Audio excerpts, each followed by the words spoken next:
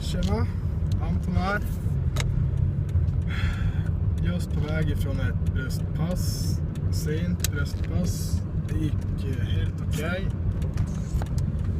Tunga bänkar.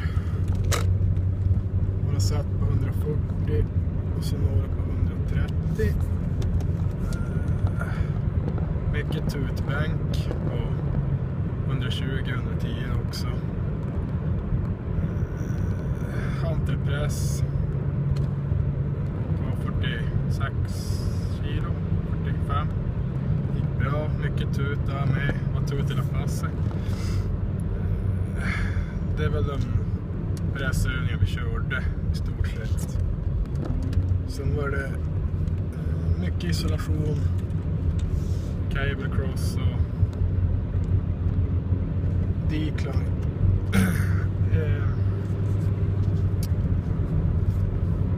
Senaste veckorna har jag ätit kyckling och ris 6 gånger per dag. Och så ungefär 5-6 gainers. Har väl mått sådär på kvällarna.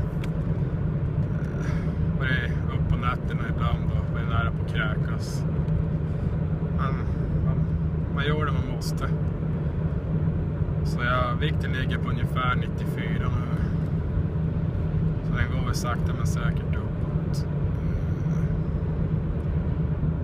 Jag tror det är bra i samband med tung träning och äta så mycket. Man behöver kolhydraterna. Vätskan som samlas.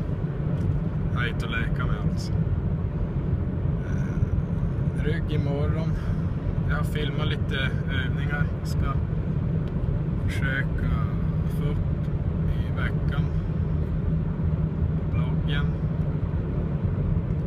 Det var allt för idag.